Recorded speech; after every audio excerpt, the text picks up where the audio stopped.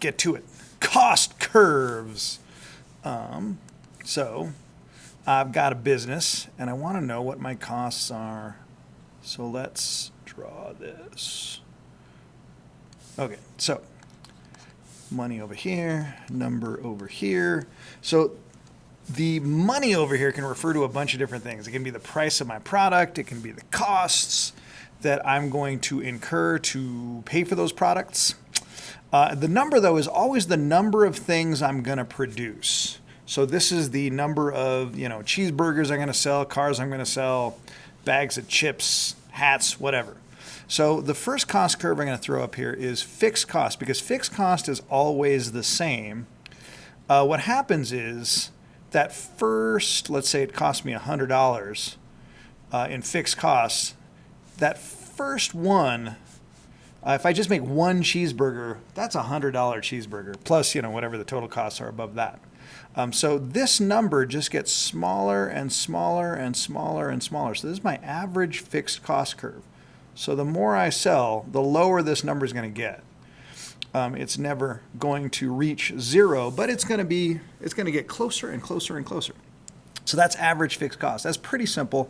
And you're going to see later, we're going to leave that off of future cost curves because there's a better way to show it. Next one, average variable cost. So here's, every line telling a story. Average variable cost is going to start kind of on the high side. It's going to get lower because we're just getting better at our job, getting better at our work. And then we're going to reach a certain point, and this is the point where things just get more expensive. Things just cost more. People are getting in each other's way, and we're trying to solve problems by throwing money at it, and diminishing marginal returns is what's happening on the back end of this. The more money I throw at it, kind of the less I'm going to get out of it. So I'm going to get more product, but it's going to cost me more money on average. And average total cost is really just these two things added together. So this number is going to, average total cost is going to sink just like AVC, and then it's going to start to come back up. Okay, and there's average total cost. And average total cost is just these two things added together. If I want to be super accurate, and this is not a very accurate graph, it looks like, average fixed cost plus average variable cost should equal average total cost. So this amount right here, if I'm being accurate, and this is not an accurate graph, I just drew it, this amount right here, let's see if I can move this up, should equal this distance right here. So if I want to be correct, this should be kind of more like that. Actually, that looks pretty good. I'm going to leave that. That's pretty good. All right, so that distance here should equal that distance there. So this is why we can throw out average fixed cost on most graphs. We don't really need it because it's represented right here in the difference between these two. So up high, there should be actually a bigger difference here. Actually, average total cost should be kind of way up toward off the screen here. So anyway, I'll leave that. And then the last thing we're going to add to this, and I'm just getting rid of all these for clarity. Makes it less accurate, but this is what you want to draw. And then finally, we're going to add marginal cost. And marginal cost, remember, is how much more does this cost me?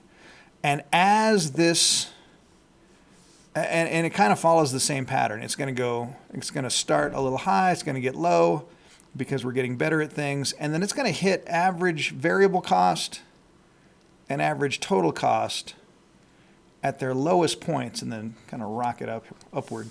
Because marginal cost really does look at, oh man, I wish those lines were smoother, but they're not. Marginal cost shows that same diminishing marginal returns. As we try and produce more with what we've got, really the only thing we can do is throw more money at it, and it's not going to get us more, or much more anyway. So it's not going to be as useful. So as that marginal cost rises, it's going to go right through the bottom of ATC and AVC. Again, not super accurate, but come on, what do you want? And that's it. So this is the curves telling a story. Average fixed cost, we've got our fixed costs get lower and lower and lower the more we sell. Total cost and variable cost, they start to get lower as we get better at things, as we get more efficient, And right here, at this point right here, that's us being productively efficient. That is us working at our best. That kitchen is really humming. Everything's just running as smoothly as humanly possible. And then if I want to produce more, if I really want to push and make people get more burgers out the door or make more cars or whatever it is I'm making, here's where I'm going to spend more money, but we're going to get too crowded. We're going to get too busy. I'm going to lose track of things. And things just, I can produce more, but it's going to cost me way more per unit. And that is not desirable either. So anyway, there you go. Cost curves. Yay.